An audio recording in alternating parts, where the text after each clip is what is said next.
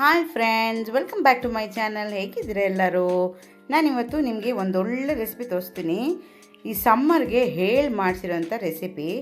ಹಲಸಿನ ಹಣ್ಣು ಸಮ್ಮರ್ ಸೀಸನಲ್ಲಿ ಎಲ್ಲ ಕಡೆಯೂ ಈಗ ಸಿಗ್ತಾ ಇದೆ.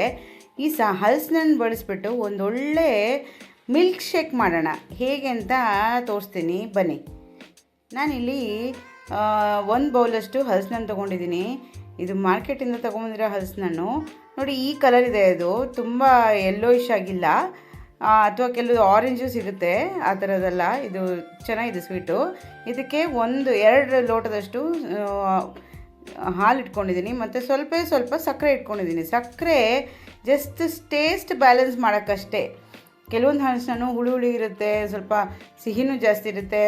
ಸಿಹಿ ಜಾಸ್ತಿ ಇದ್ದರೆ ತಿಂದು ನೋಡಿ, ಸಕ್ಕರೆ ಬೇಡ ಅಂದರೆ ಬಳಸಬೇಡಿ. ಇಲ್ಲ ಸ್ವಲ್ಪ ಹುಳಿ ಇತ್ತು ಅಂದರೆ ಸ್ವಲ್ಪ ಟೇಸ್ಟ್ ಬ್ಯಾಲೆನ್ಸ್ ಮಾಡೋಕ್ಕೆ ಸ್ವಲ್ಪ ಸಕ್ಕರೆ ಹಾಕಿದರೆ ಟೇಸ್ಟ್ ಬ್ಯಾಲೆನ್ಸ್ ಆಗುತ್ತೆ. ಹಾಲು ನೀವು ಚಿಲ್ಲಾಗಿರೋ ಹಾಲು ತೊಗೊಳ್ಳಿ, ಕೋಲ್ಡ್ ಇರೋ ಹಾಲು ತೊಗೊಂಡ್ರೆ ಚೆನ್ನಾಗಿರುತ್ತೆ. ಇವಾಗ ನಾನು ಹಲಸಿನ ಹಣ್ಣು ನೋಡಿ ಈ ಥರ ಚಿಕ್ಕದಾಗಿ ಕಟ್ ಮಾಡಿ ಇಟ್ಕೊಂಡಿದ್ದೀನಿ. ಯಾಕೆಂದರೆ ರುಬ್ಬಕ್ಕೆ ಸುಲಭ ಆಗಬೇಕಲ್ಲ, ಅದಕ್ಕೋಸ್ಕರ ಈ ಥರ ಚಿಕ್ಕದಾಗಿ ಕಟ್ ಮಾಡಿ ಇವಾಗ ಒಂದು ಮಿಕ್ಸಿ ಜಾರಿಗೆ ಅದನ್ನು ಕಟ್ ಮಾಡಿರೋಂಥ ಹಲಸಿನ ಹಣ್ಣನ್ನು ಹಾಕ್ತಾಯಿದ್ದೀನಿ. ಇದು ಸಿಹಿ ಇದೆ, ಸ್ವಲ್ಪ ಹುಳಿ ಅಂತ ಅನಿಸ್ತು ನನಗೆ, ಅದಕ್ಕೆ ನಾನು ಸಕ್ಕರೆ ಇಟ್ಕೊಂಡಿದ್ದೀನಿ. ಜಸ್ಟ್ ನಾನು ಹೇಳಿದೆಲ್ಲ ಟೇಸ್ಟ್ ಬ್ಯಾಲೆನ್ಸ್ ಮಾಡೋಕ್ಕಷ್ಟೇ. ಬಟ್ ಬೇಡ ಅನ್ನೋರು ಸ್ಕಿಪ್ ಕೂಡ ಮಾಡ್ಬೋದು ಸಕ್ಕರೆನ. ನಾನಿಲ್ಲಿ 2 ಚಮಚದಷ್ಟು ಸಕ್ಕರೆ ಹಾಕ್ಕೊಂಡಿದ್ದೀನಿ.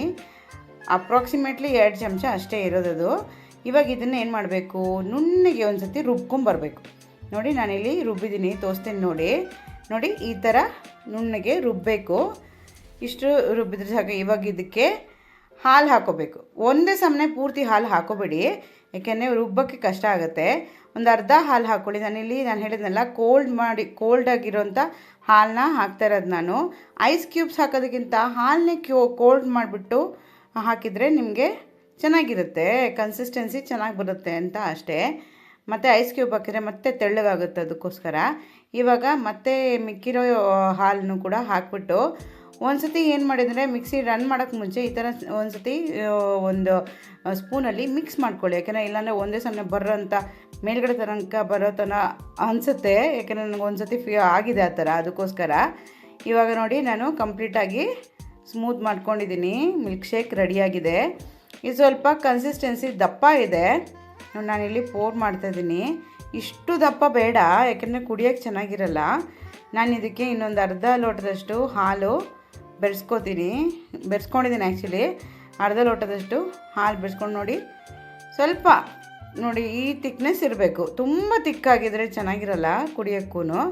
ಇವಾಗ ಇದನ್ನು ಒಂದು ಗ್ಲಾಸ್ಗೆ ಹಾಕ್ಕೊಳ್ತಾ ಇದ್ದೀನಿ. ನೋಡಿ, ತುಂಬ ಚೆನ್ನಾಗಿರುತ್ತೆ ಫ್ರೆಂಡ್ಸ್. ಕೋಲ್ಡಾಗಿ ಚಿಲ್ಲಾಗಿ ಇರುತ್ತೆ. ನಾನಿಲ್ಲಿ ಆ್ಯಕ್ಚುಲಿ ಅದನ್ನು ಕಟ್ ಮಾಡಿ ಸ್ವಲ್ಪ ಇಟ್ಕೋಬೇಕಿತ್ತು ಮೇಲ್ಗಡೆ ಹಾಕ್ಕೊಳ್ಳೋಕ್ಕೆ. ನನಗೆ ಮರ್ತೋಯ್ತು, ಅವಸರದಲ್ಲಿ ಮಾಡಿಬಿಟ್ಟೆ. ನಿಮಗೆ ಏನಾದರೂ ಆ ಥರ ಇದ್ದರೆ ಸ್ವಲ್ಪ ಹೋಳ್ಗಳ ಥರ ಚಂಕ್ಸ್ ಥರ ಚಿಕ್ಕದಾಗಿ ಕಟ್ ಮಾಡಿಕೊಂಡು ಮೇಲ್ಗಡೆ ಹಾಕ್ಕೊಳ್ಳಿ. ನಾನಿಲ್ಲಿ ಗಾರ್ನಿಷಿಗೆ ಜಸ್ಟ್ ಸ್ವಲ್ಪ ಕೇಸರಿ ಬಳಸ್ತಾ ಇದ್ದೀನಿ. ಕೇಸರಿ ಜಸ್ಟ್ ಗಾರ್ನಿಷಿಗೆ ಮಾತ್ರ ಬಳಸ್ತಾ ಇದ್ದೀನಿ. ಕೇಸರಿ ಹಾಕೋರು ಏನು ಮಾಡಿ ಅಂದರೆ, ಸ್ವಲ್ಪ ಹಾಲಿನಲ್ಲಿ ನೆನೆಸಿಟ್ಬಿಟ್ಟು ಹಾಕಿ. ನಿಮಗೆ ಕೆಲವೊಂದು ಹಲಸಿನ ಹಣ್ಣಿನ ತೋಳೆ ಸಿಹಿ ಇರುತ್ತೆ, ಬಟ್ ಆದರೆ ಕಲರ್ ಇರಲ್ಲ. ಕಲರ್ಗೋಸ್ಕರ ಬೇಕಾದರೆ ನೀವು ಕೇಸರಿನ ನಾನು ಹೇಳ್ದಂಗೆ ಹಾಲಲ್ಲಿ ನೆನೆಸಿಟ್ಬಿಟ್ಟು ಹಾಕ್ಕೊಂಡ್ರೆ ಒಳ್ಳೆ ಕಲರ್ ಬರುತ್ತೆ. ಸೊ ಹಾಗಾಗಿ ಹಲಸಿನ ಹಣ್ಣಿನ ಮೇಲೆ ಡಿಪೆಂಡ್ ಆಗುತ್ತೆ ಈ ಏನು ಮಿಲ್ಕ್ ಶೇಕಿಂದು ಕಲರು.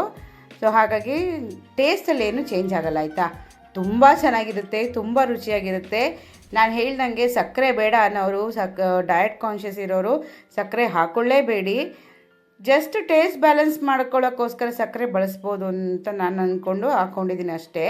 ಸಕ್ಕರೆ ಬದಲು ಬೆಲ್ಲ ಹಾಕ್ಕೋಬೇಡಿ, ಯಾಕೆಂದರೆ ಬೆಲ್ಲದ ಘಮ ಹೊಡೆಯುತ್ತೆ. ಹಾಗಾಗಿ ಸಕ್ಕರೆ ಆದರೆ ನಿಮಗೆ ಏನು ಘಮ ಅಂದರೆ ಟೇಸ್ಟು ಚೇಂಜ್ ಆಗೋಲ್ಲ. ಅದಕ್ಕೋಸ್ಕರ ಹಲಸಿನ ಹಣ್ಣಿನ ಘಮನೇ ಇರುತ್ತೆ. ಅದಕ್ಕೋಸ್ಕರ ನಾನು ಸಕ್ಕರೆ ಹಾಕ್ಕೊಂಡಿರೋದು. ಈ ರೆಸಿಪಿನ ಅಂದರೆ ಈ ಏನು ಮಿಲ್ಕ್ ಶೇಕ್ ಏನಿದೆ, ಇದನ್ನು ಖಂಡಿತ ಟ್ರೈ ಮಾಡಿ ಈ ಸಮ್ಮರಲ್ಲಿ.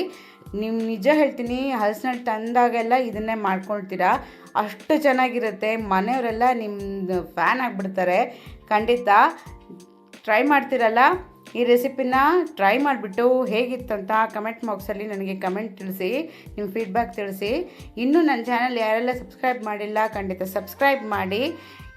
ಮತ್ತು ಈ ರೆಸಿಪಿನ ಲೈಕ್ ಮಾಡಿ, ನಿಮ್ಮ ಫ್ಯಾಮಿಲಿ ಫ್ರೆಂಡ್ಸ್ ಜೊತೆ ಶೇರ್ ಮಾಡಿ.